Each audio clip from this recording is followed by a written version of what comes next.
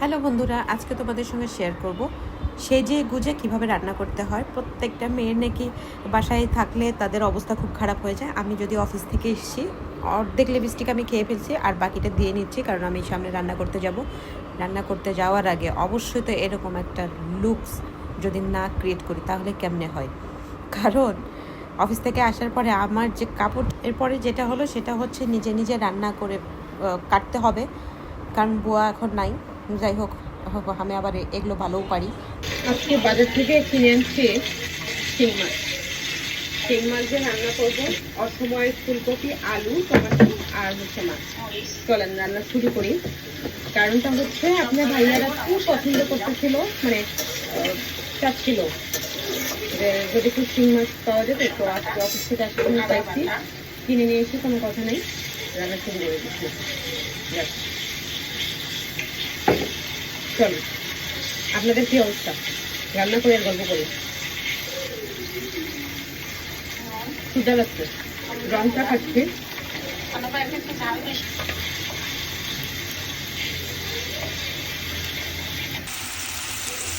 আদা রসুন দিয়ে দিলাম, কারণ আমি আবার সব তরকারির মধ্যে আদা রসুন বাটা খাই। আমি জানি না আপনারা খান কিনা।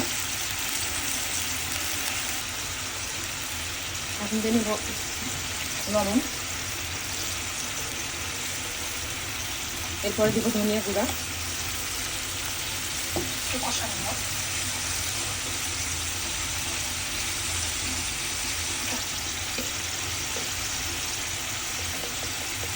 তারপরে দিব হলুদ।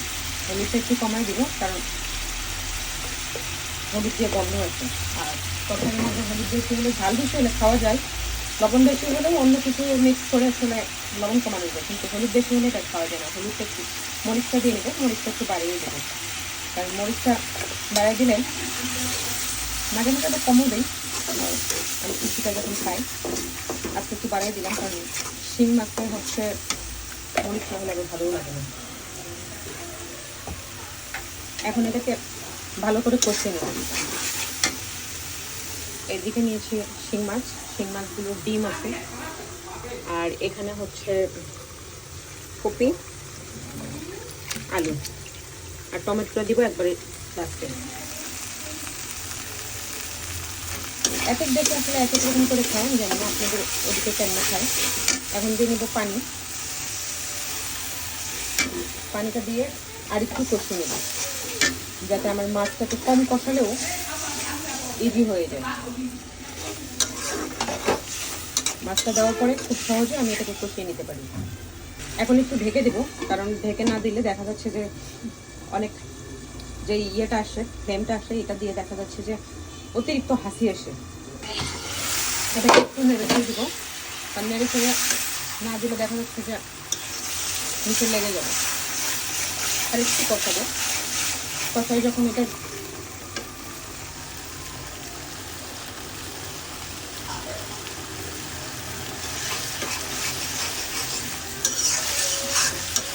তেলটা চলে আসবে, তখন আসলে আমি এটার মধ্যে শিং মাছ দেবো।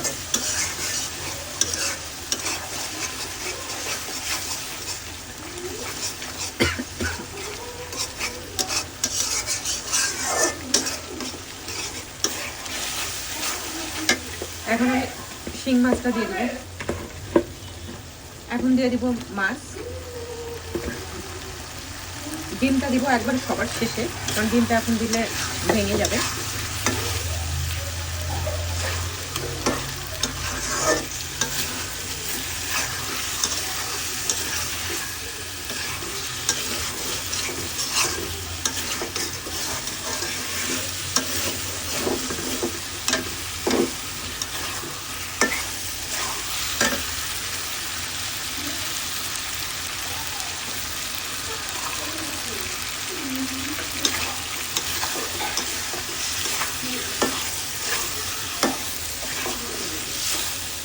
বগুড়া, আপনারা কীভাবে রান্না করেন? এক এক এলাকায় আসলে এক একভাবে রান্না করে। আমি এভাবে আজকে শেয়ার করছি, আরেকদিন আরেকভাবে রান্না শেয়ার করব। আপনারা জানাবেন কে কোথা থেকে বলছেন, আসলে কীভাবে রান্না করি আমার ঠিক জানা নেই। আমি আগে তো বেশি কষাবো না, বেশি কষালে আসলে ভেঙে যাবে। আর এখন পানি দিয়ে দেবো।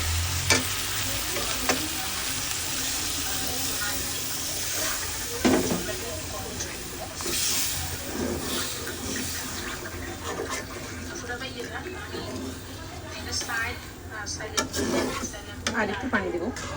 এখানে পানি দিয়েছি, এখন বেশ জালটা, চুলার জালটা বড় করে দিব, বাড়িয়ে দিয়ে এখন ঢেকে দেবো। আর এর ফাঁকে আমি একটু কফি আর বাকরখানিটা খেয়ে নিই। এখন প্রায় 4টার শেষের দিকে, এখন বাজে রাতের 7:30। আমি চা খাচ্ছি, বাকরখানি খাচ্ছি, রান্না হবে তারপর ভাত খাবো। মানে ক্ষুধা লাগছে, দুপুরে ভাত খাইছি আর কিছু খাইনি।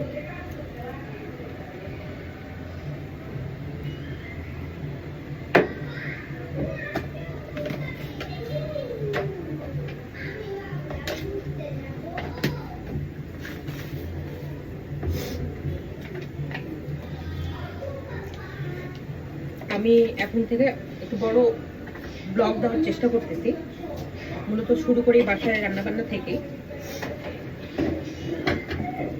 আপনারা আসলে কিভাবে দেখতে চান কমেন্টসে জানাবেন।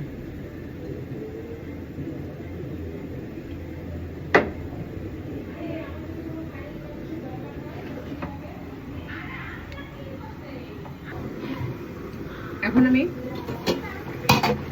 মাছগুলোকে উঠায় নিব।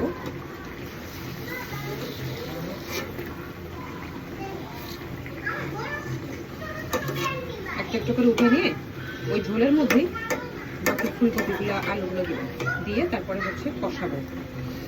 মাছটা এখন হাফ ডান হয়েছে, আর বাকিটা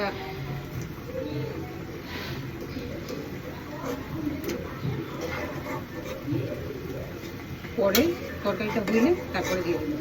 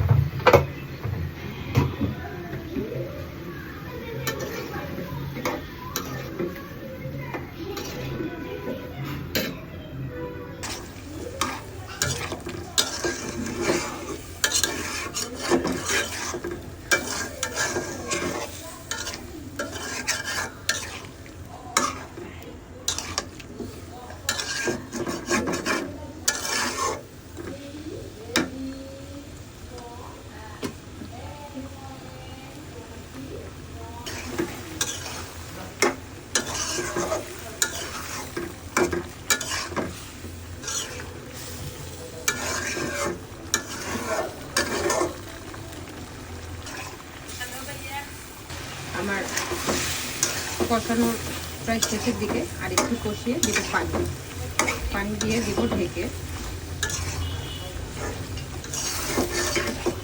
আপনারা কি বলেন, আর একটু কষাতে হবে না? বাট রান্না করে আসলে একটু মনোযোগ দিয়ে করলে ভালোই হয়, খারাপ হয় না। কিন্তু সমস্যাটা হচ্ছে মনোযোগ। প্রত্যেক দিন আপনি রান্নার মধ্যে মনোযোগ বসানোটা একটা যুদ্ধ করার মতো, মানে বড় একটা যুদ্ধ জয়ী হয়ে আসার মতো।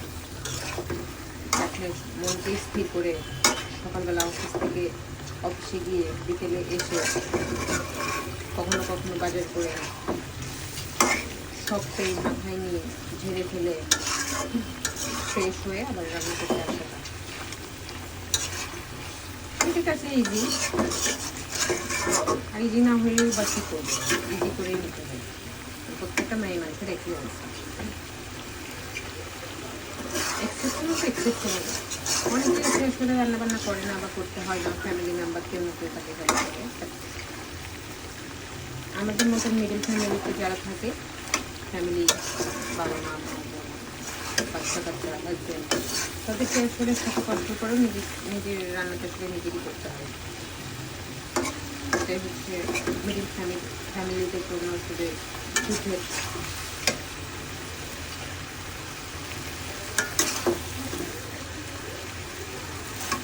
প্রস্তুতিও বলতে পারেন, আবার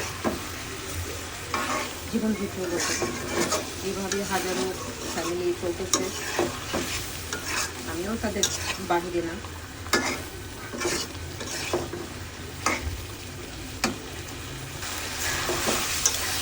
প্রায় কথা মুখে সাইডে পুড়ে গেছে, এখন পানি দিয়ে দেবো।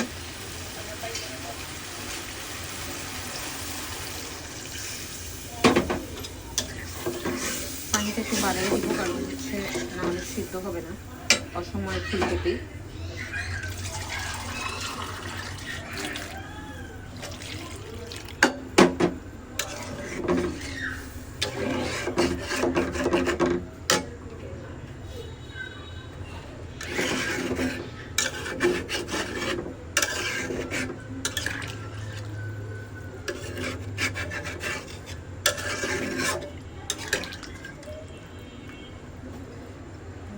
টিউবওয়েলের আসলে মানে কাঁচা পানিটা দিচ্ছি, অনেকে পানি বয়েল করে দেয়।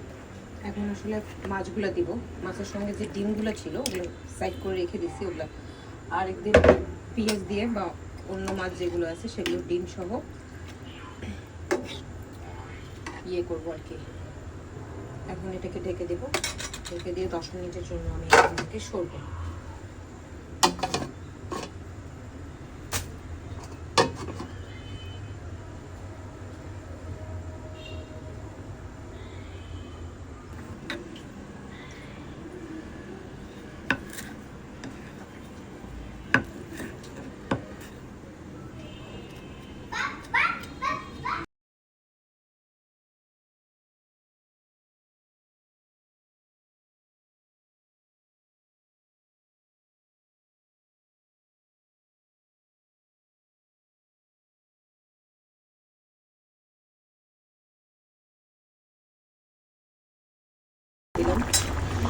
আসলে এরকম আমাদের রাঁধুনিদের মাঝে মাঝে হয়ে থাকে, এটা নতুন কিছু না। আশা করি সেদ্ধ হবে। কি বলেন আপনারা, সেদ্ধ হবে না? ঝোলটা আর একটু কমাবো, এখন আর একটু ঢেকে দিচ্ছি।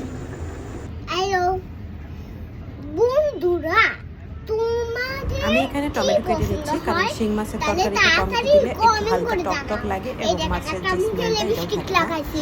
অ্যাকচুয়ালি এটা আমি রান্না করতাম না, আলু দিয়ে ঝোলই বেশিরভাগ সময় রান্না করি, কিন্তু আপনাদের ভাইয়া আসলে খেতে চেয়েছিল তাই আর কি টমেটো তারপর ফুলকপি দিয়ে আর কি আলু দিয়ে ঝোল করতেছি।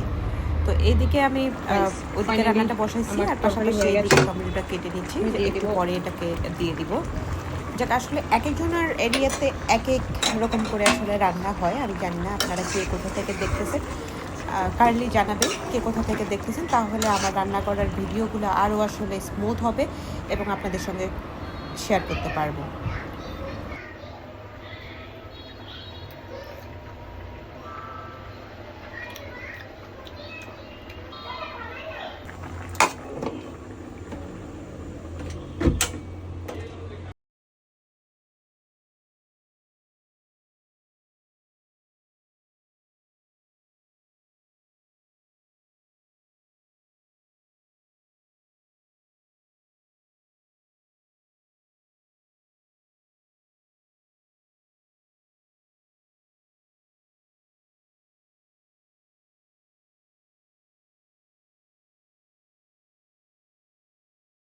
আর এদিকে রান্না করতে করতে আমি ভুলেই গেছি তরকারিতে লবণ দেওয়ার কথা। যাই হোক, আমরা যে রাঁধুনি মাঝে মাঝে অনেক সময় আসলে খুব ভালো তরকারিতে ভুলে যাই, আর আমি রান্না করতে গিয়ে 100 বার টেস্ট করি যে আসলে লবণটা ঠিক আছে কি না।